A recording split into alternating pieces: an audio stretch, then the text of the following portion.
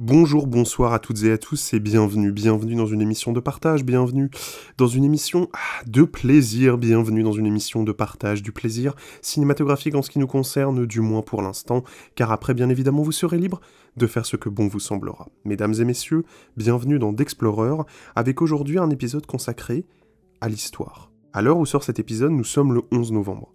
Nous fêtons en France, c'est un jour férié, l'armistice de la Première Guerre mondiale et une gerbe de fleurs sera déposée sur la tombe du soldat inconnu.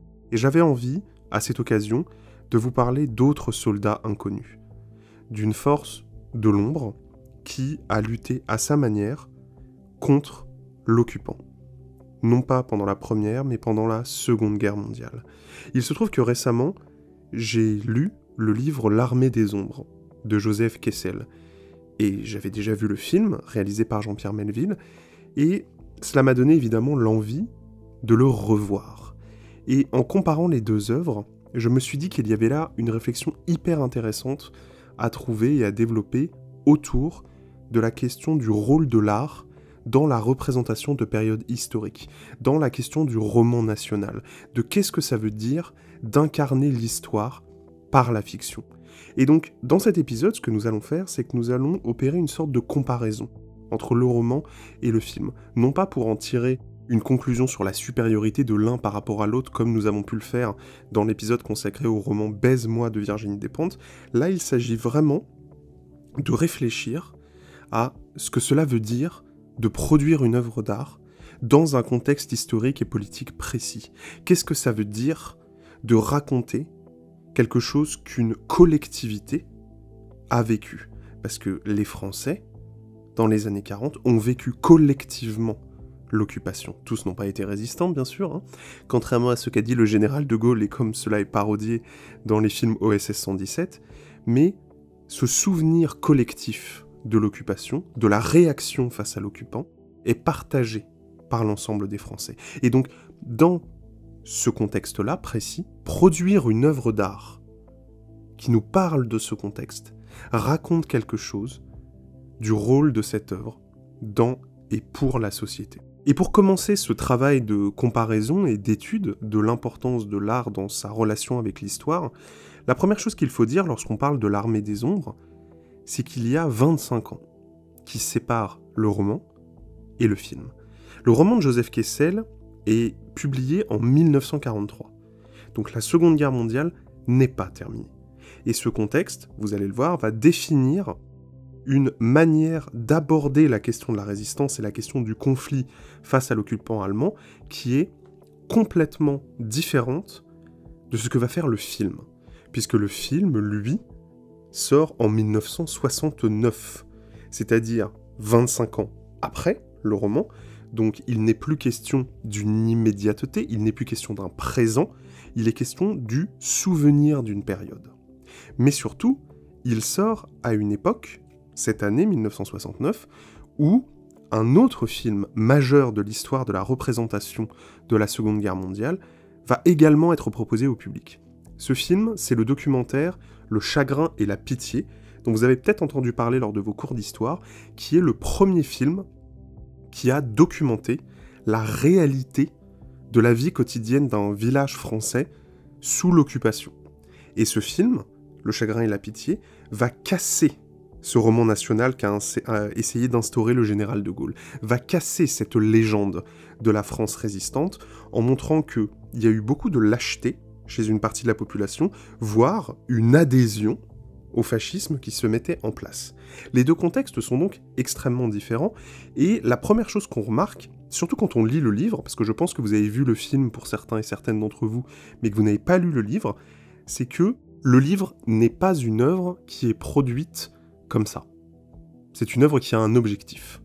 Et ça se sent tout de suite. La légende, par ailleurs, nous raconte que ce serait le général de Gaulle lui-même qui aurait commandé à Joseph Kessel un livre sur la résistance, pour en faire l'éloge. Et ce qui est assez frappant dans le livre, c'est que le style qui est employé par Joseph Kessel est un style qu'on pourrait qualifier à certains moments d'élégiaque. C'est-à-dire qu'il fait l'éloge de ces résistants, ce que ne va pas du tout faire le film. Et en même temps, on peut tout à fait comprendre pourquoi. En 1943, la France est toujours en guerre, la résistance est encore en train de combattre, cette armée des ombres n'a pas du tout été démantelée, elle est en pleine opération, et donc écrire un roman sur un événement historique qui est en train d'avoir lieu au moment où le roman est rédigé, au moment où il va être publié, cela implique nécessairement une prise de position franche et claire. C'est-à-dire qu'on ne peut pas adopter une certaine distance sur l'événement, on ne peut pas la regarder de façon rétrospective en s'interrogeant sur les conséquences philosophiques, politiques de ces actions. Non, pas du tout.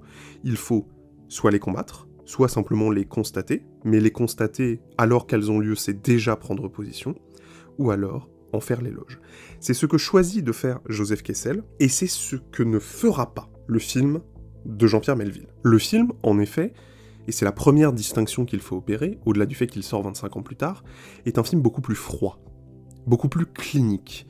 C'est un film qui ne fait pas l'éloge de la résistance, mais simplement qui la raconte, tel que le roman l'a décrit et tel que Jean-Pierre Melville s'en souvient, puisque Melville a lui-même participé à la résistance, et ce travail du souvenir, ce travail de la représentation du souvenir, va teinter cette même histoire, car le film est très fidèle à une partie du roman de Joseph Kessel, puisque il y a une autre partie dans le roman L'Armée des Ombres qui n'est pas du tout exploitée dans le film, et on peut tout à fait comprendre pourquoi, je reviendrai là-dessus, mais il va développer, Melville, un travail de mise à distance et de constat objectif.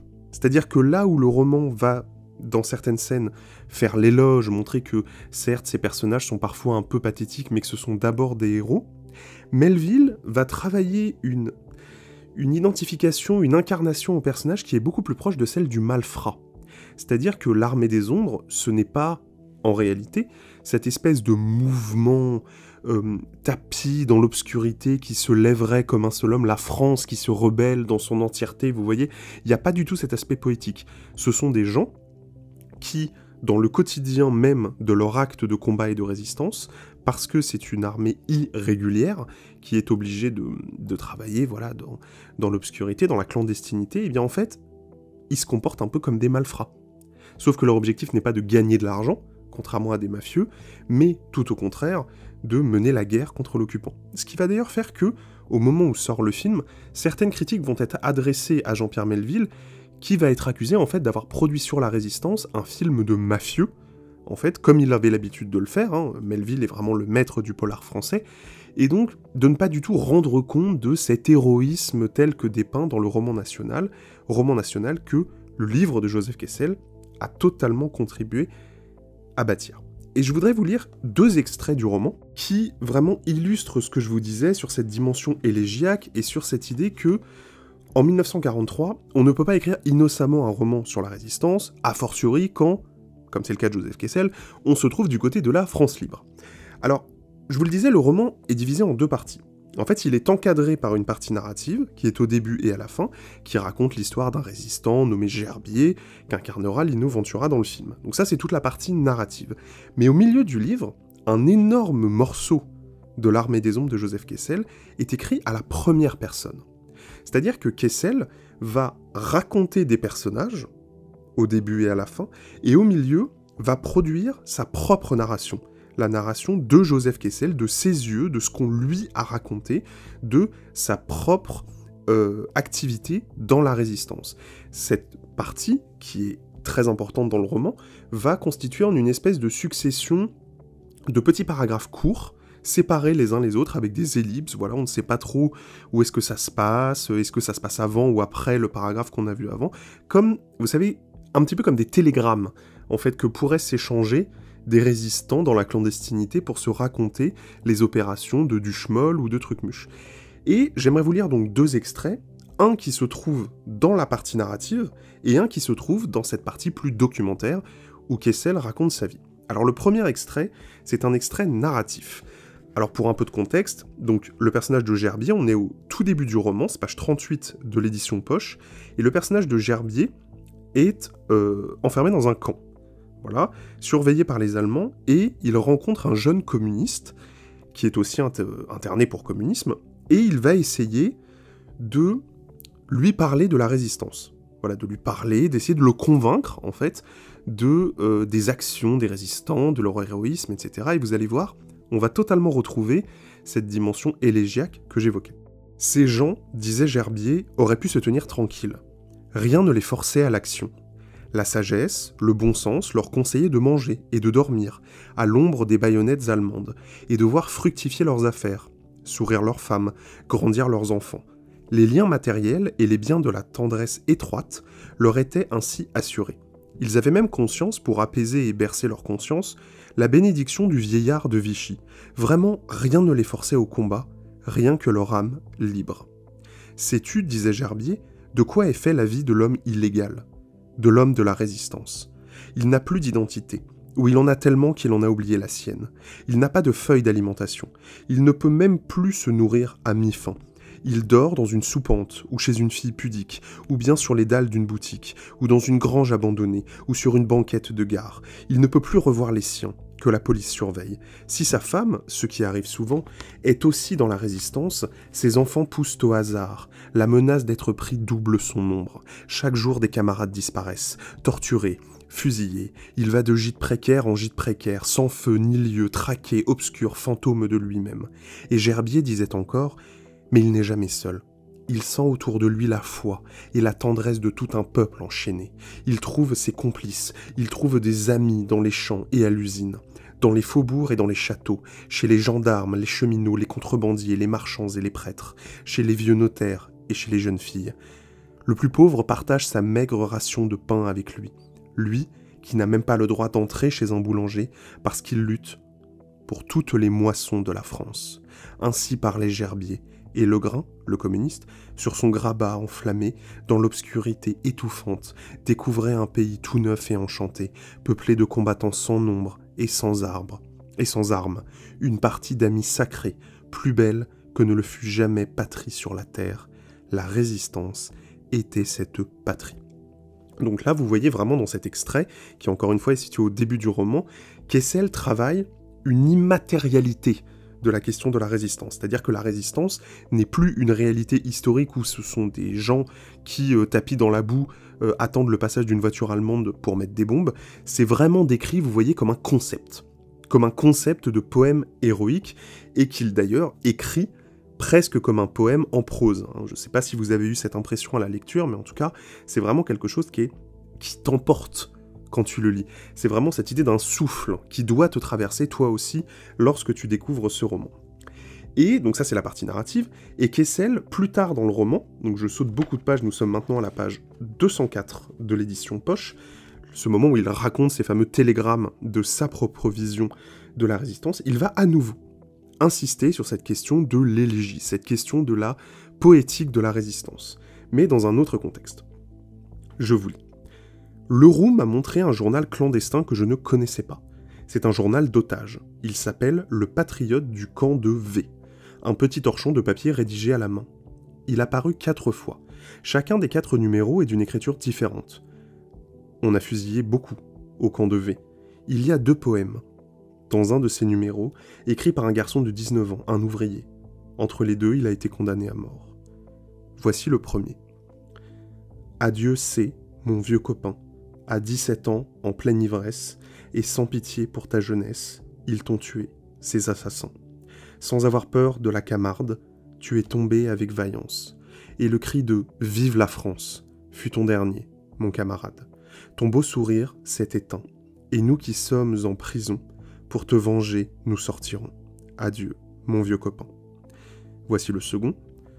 Nous sommes tous des communistes, et pour l'avoir crié bien haut, nous sommes sur la liste de ceux qu'on met au poteau. Oh, vous qui êtes en liberté, oh, vous nos frères de combat, nous sommes toujours à vos côtés, pas un de nous ne faiblira. Pour nous, l'heure du trépas s'avance. La mort, déjà, nous tend les bras, mais nous aurons votre vengeance. Cette tâche vous appartiendra. Donc là, vous voyez, on est à nouveau, y compris dans la partie plus documentaire du livre, sur une mise en perspective artistique de la résistance. Et c'est vraiment ça, je pense que d'un point de vue historiographique, on pourrait appeler l'idée d'un roman national. C'est-à-dire qu'il n'est pas question de documenter des faits. Alors il y a des faits, hein, évidemment, dans l'Armée des Ombres, je ne suis pas en train d'accuser Joseph Kessel d'inventer quoi que ce soit, pas du tout, mais la manière de mettre en scène ces faits historiques produit un aspect romanesque qui est essentiel à l'œuvre, et qui est sa qualité, parce que moi je trouve personnellement, de ce que je vous ai lu là, qu'il y a un énorme talent littéraire chez Kessel, en particulier dans les parties narratives qui sont vraiment très très prenantes, très très belles, puissantes émotionnellement et poétiques, mais pour autant, c'est aussi la faiblesse du roman, parce que c'est un roman ouvertement militant qui est là pour produire une adhésion à la cause, une adhésion par l'art lui-même. Et ça c'est intéressant, parce que ça pose une interprétation du rôle de l'art comme étant un fait de propagande, au sens historique du terme. C'est-à-dire quand je dis ça, je ne dis pas que c'est forcément quelque chose de négatif, je ne dis pas qu'on n'a pas le droit de faire de la propagande, ça me paraît assez légitime quand t'es français en 1943 de vouloir faire de la propagande pour la résistance, évidemment, mais en tout cas c'est ça, c'est de la propagande. Et ce n'est pas du tout ce que va faire Jean-Pierre Melville avec le film. Et je vais vous faire une autre citation, et c'est la dernière, je vous promets, mais ce qui est très frappant quand j'ai revu le film, et ce dont je ne me souvenais pas, c'est que le film s'ouvre avec une citation de Georges Courteline, qui est un romancier. Cette citation, elle apparaît avant n'importe quelle autre image, donc elle définit vraiment tout ce que l'on va voir après elle. Et cette citation, c'est « Mauvais souvenir, soyez pourtant les bienvenus, vous êtes ma jeunesse lointaine. » Et rien qu'avec cette phrase, on a une proposition qui est totalement différente de celle de Kessel. Immédiatement, premier mot du film, mauvais souvenir. Donc on n'est plus du tout dans le fait de décrire quelque chose d'héroïque, de décrire quelque chose de poétique, de faire de la résistance un concept, on est en train de raconter des mauvais souvenirs. Et cette idée-là va imprégner totalement le film. C'est-à-dire que, qu'est-ce que ça veut dire, d'un point de vue strictement organique, de regarder l'Armée des Ombres ? On n'a pas du tout cette chaleur qui peut transparaître un petit peu des écrits de Kessel que je viens de vous lire. C'est un film gris. Tout gris. Le film a 3 couleurs. Il est gris, sépia et bleu. Donc vraiment que des couleurs froides et déteintes.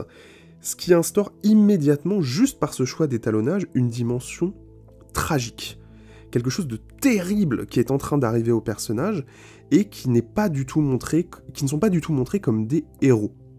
Et notamment, dans le cas du personnage de Gerbier, qui est interprété par Lino Ventura, dont je suis ravi de pouvoir parler parce que c'est un acteur que j'adore. Lino Ventura, c'est probablement un de mes acteurs préférés de toute l'histoire du cinéma. Je trouve que dans cette carrure taiseuse, avec ses petits yeux, toujours en train d'être ému, vous savez, on a toujours l'impression, enfin je trouve, chez Lino Ventura, qu'en fait il est bouleversé sans le montrer. Et ça procure chez moi une espèce d'adhésion complète au personnage, ce qui fait que j'adore systématiquement ses performances.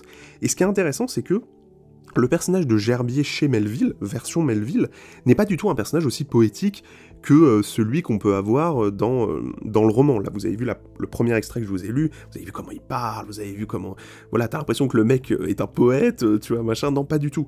Dans le film, et c'est aussi ça qui est intéressant dans le fait d'avoir casté Lino Ventura pour l'interpréter, on a un personnage qui est beaucoup plus bourru, qui est beaucoup plus taiseux, qui est beaucoup plus, en fait, un mafieux, c'est-à-dire quelqu'un qui n'était pas vraiment fait pour produire de la violence, voilà, mais qui se retrouve contraint à le faire, parce que c'est ce qui est juste à ce moment-là. Mais en fait, il n'en tire aucune fierté, aucune chaleur. C'est la question du devoir, qui est au cœur de très nombreux films de Melville. Je pense notamment à la question du samouraï, par exemple. Cette question du devoir, cette question de l'honneur dans la représentation des figures masculines, c'est vraiment quelque chose qui est très typique de son cinéma, et qui est, je trouve, très intéressant à raconter quand on parle de la résistance. Le tout explosant dans une scène qui est pour moi la meilleure du film, et une de mes scènes préférées de tous les temps, voilà, qui se trouve dans l'Armée des Ombres, qui est la scène de l'exécution, qui arrive au début du film. Je vous spoile rien, mais en gros, Gerbier, donc Lino Ventura et d'autres personnages, kidnappent un jeune résistant qui est considéré comme étant un traître. En gros, donc ils vont l'amener dans une maison vide, et ils doivent le tuer. Sauf que problème, ils vont bien avoir du mal à le tuer. Pourquoi ? Parce qu'ils n'ont jamais tué quelqu'un de sang-froid, a fortiori un Français, ils ont déjà tué des Allemands évidemment, mais tuer un Français, c'est pas exactement pareil pour eux. Ils peuvent pas le tuer à l'arme à feu, parce qu'ils sont dans une maison, dans une ville, donc le coup de feu va être entendu. Et donc vous avez cette scène où ils sont en train de réfléchir à comment le tuer, et en fait ils en viennent à la conclusion qu'il n'y a que deux manières de tuer ce traître, c'est soit de l'étrangler, soit de le poignarder. Ce qui est quelque chose de beaucoup plus violent pour eux que de simplement lui tirer une balle dans la tête de dos, vous voyez. Et en fait, le film va travailler durant cette scène, qui est très longue, qui dure une dizaine de minutes, toute l'ambiguïté de l'action des personnages. Et ça, c'est quelque chose qui est beaucoup plus présent dans le film, encore une fois. Le film est beaucoup plus trouble, moralement. Et c'est aussi l'intérêt d'avoir pris du temps, d'avoir attendu 25 ans avant de l'adapter. C'est qu'on n'est plus du tout dans cette perspective d'un roman national. On est dans un film qui est en train de nous raconter non plus une époque, au sens général, non plus un concept comme l'est la Résistance, mais un film qui est en train de nous raconter comment des gens sont aux prises avec tous ces tourments moraux et intérieurs qui les saisissent lorsqu'ils doivent faire ce qu'il y a à faire et qu'ils se rendent compte de ce que ça veut dire. Oui, on peut dire, d'un point de vue strictement intellectuel, fantasmatique, oui, il faut tuer les traîtres, voilà, dans Résistance. Mais se retrouver face à un mec de 18 ans et devoir le poignarder ou l'étrangler, c'est pas exactement pareil, en fait, que de simplement le dire au détour d'une conversation. Et ça, le film le documente magnifiquement. Et paradoxalement, le film est plus humain de cette dimension-là, mais en même temps, il l'est moins sur d'autres aspects. Notamment parce que Melville, contrairement à Kessel, Melville est plus misogyne que Kessel, et il est plus de droite. Vous allez voir pourquoi je dis ça. Dans le roman, les femmes ont une place très importante. Il est beaucoup question de personnages féminins, et Kessel nous montre bien que la Résistance n'est pas du tout une affaire d'hommes. C'est une affaire non-genrée, et non-genrée à tous les niveaux, c'est-à-dire que les femmes également commettent des attentats, et les femmes également utilisent des armes à feu pour tuer des Allemands. Cette dimension-là, par exemple, disparaît totalement du film.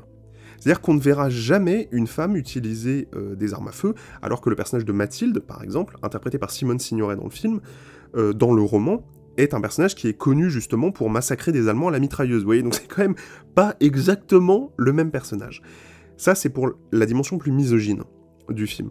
Un autre aspect, quand je dis qu'il est de droite, c'est que le roman insiste beaucoup sur la collusion entre les résistants qu'on pourrait qualifier de patriotes, c'est-à-dire ceux qui le font parce que de toute façon, il y a un ennemi qui est là, donc faut résister, et les communistes, qui sont, eux, dans une résistance qui est moins patriotique et plus idéologique, c'est-à-dire qu'en fait, il faut lutter contre le fascisme, en fait, tout simplement.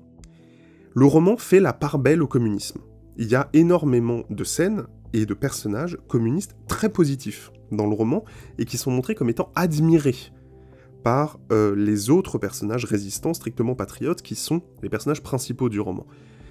Le rôle des communistes est quasi invisibilisé dans le film. C'est-à-dire que, par exemple, c'est vraiment un détail parmi d'autres, dans le roman, lorsque Gerbier est interné au camp allemand, ce qui est dans le passage que je vous ai lu, s'il s'échappe, c'est grâce aux gamins communistes, justement.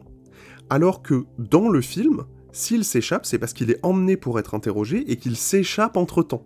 Donc vous voyez, on a le rôle d'un jeune de 18 ans qui est communiste qui est totalement évacué. Mais au-delà de ce parti pris idéologique, le film a quelque chose de beaucoup plus beau que le livre sur certains aspects, ce qui est normal, parce que le roman ne peut pas être aussi tragique que le film, parce qu'il sort en 1943 et qu'il faut motiver les gens à continuer à combattre. En 1969, c'est pas exactement pareil. Le film, par exemple, se conclut avec des cartons qui nous expliquent que tous les personnages qu'on a vus ont fini par mourir, en fait, pendant la guerre. On ne les voit pas mourir, donc c'est pas vraiment un spoil du film, mais on nous dit, voilà, ce mec-là va mourir 2 ans après, ce mec-là va mourir 4 ans après. Donc vous voyez, ça entoure le film d'une espèce de chape de plomb, comme ça, et de combattants tragiques. Et on revient à cette question de l'honneur, du devoir, etc. Et là où c'est intéressant, c'est que je parlais dans un premier temps du film de Melville comme étant un contre-argument au roman national. justement parce qu'il nous montre les personnages comme étant moins positifs. Mais pour autant, le film va reproduire cette idée du roman national dans une autre direction, c'est-à-dire en montrant, justement, ces gens comme des héros. C'est-à-dire, en fait, il les filme comme des cow-boys, comme des chevaliers. Et ça procure au film une dimension épique, sans en avoir l'air, qui notamment est travaillée par la question du silence. Je trouve que chez Melville, la notion d'épique, la notion d'héroïsme passe beaucoup par le silence qui précède une scène d'action. C'est quelqu'un qui montre, en fait... Parce que dans le silence, pourquoi j'insiste sur ce point, dans le silence avant une action, il y a tout le stress. En fait, vous devez attendre avant d'agir. Et donc c'est le moment où vous êtes dévoré par le stress et par l'angoisse. Et en fait, l'héroïsme des personnages de Melville, c'est leur résistance à ce stress du silence. Moi, je trouve que c'est beaucoup ça dans ces films, et c'est ce qui les rend absolument sublimes, qui en fait des héros absolument sublimes, justement, par le silence. Et en ça, il produit une espèce de contre-modèle héroïque à ce qu'on peut voir chez les Américains, où l'héroïsme est musical, en fait, chez les Américains.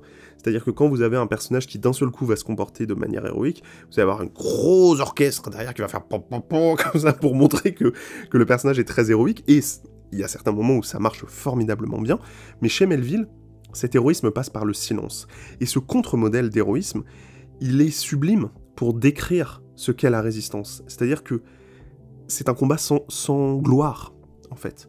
C'est un combat sans nom, ce qui d'ailleurs est dit à un personnage à un moment qui est interrogé par les Allemands, qui lui demande de livrer des informations, et notamment son nom, son vrai nom. Et le colonel, enfin je sais plus si c'est un colonel, un capitaine allemand, finit par dire aux résistants, « Mais tu sais que si tu ne nous donnes pas ton nom, tu mourras en anonyme, et personne ne se souviendra de toi. » Ce qui est une phrase terrible, et en même temps une phrase qui est hyper intéressante pour penser la question de l'honneur, de la chevalerie, et du combat sans gloire, qui est quelque chose qui est porté par le film à un niveau presque métaphysique. C'est-à-dire que il y a vraiment cette idée du mythe de Sisyphe, en fait, dans ce film. Donc vous savez, Sisyphe, c'est cet homme condamné par les dieux dans la mythologie grecque qui, en fait, pousse un rocher en haut d'une montagne qui retombe toujours. Et en fait, c'est exactement ce qu'est en train de filmer Melville dans l'Armée des Ombres. Il est en train de filmer un mythe de Sisyphe à l'échelle de tout un pays, et en ce sens, il produit, à travers l'imagerie de la Seconde Guerre mondiale, une sorte de mythologie. C'est-à-dire qu'en fait, je pense que la réflexion derrière Melville, je ne sais pas s'il l'a pensé à ce point-là, mais en tout cas, c'est quelque chose qui, moi, me parle beaucoup quand je regarde ce film. En fait, je me dis que Melville est en train de nous dire que les mythes éternels ne meurent jamais, et qu'en fait, des trucs comme le mythe de Sisyphe, etc., en fait, continuent de se reproduire. Et nous avons des héros aujourd'hui, nous avons des mythes. Et la Seconde Guerre mondiale en est un. Le combat des résistants en est un. Et ce mythe n'est pas poétique, comme chez Kessel, et c'est en cela où c'est très intéressant de comparer les deux œuvres, parce qu'on a l'impression d'avoir un débat entre deux artistes sur la manière de produire une représentation de l'histoire, sur la manière de produire une vision des événements et d'un traumatisme collectif et d'un geste collectif comme l'a été la Résistance. Et c'est pour ça que je voulais parler de ces deux œuvres aussi, c'est parce que elles nous permettent vraiment, je trouve, de réfléchir au rôle de l'art et à sa circulation. Est-ce que une œuvre d'art doit avoir un objectif ? Est-ce que une œuvre d'art, comme c'est le cas par exemple du roman de Kessel, est moins pertinente à partir du moment où ça devient une stricte œuvre de propagande ? Est-ce que L'Armée des Ombres est un film moins intéressant lorsqu'on l'extrait totalement de son contexte, et que du coup on ne sait pas du tout de quoi parle le film historiquement, et qu'on se contente de voir un film mythologique, etc. C'est intéressant, cette question, parce que si Melville est en effet en train de vouloir adapter le mythe de Sisyphe, et qu'il prend la Résistance comme excuse, le film reste génial. Si on pense que Joseph Kessel a écrit ce livre non plus en 1943, mais en 1970, par exemple, bah le livre reste génial.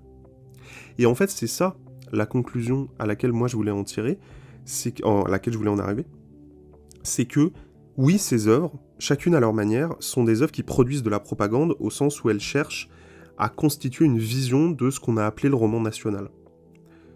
Pour autant, même s'il faut se méfier, il faut toujours se méfier du contexte politique dans lequel sont produites les œuvres, a fortiori lorsqu'elles décrivent des événements historiques qui sont en train d'avoir lieu ou qui ont eu lieu dans une période récente. Ça, il faut s'en méfier. Il faut toujours regarder ça avec nuance, avec contexte. Mais pour autant, ça reste de très grandes œuvres.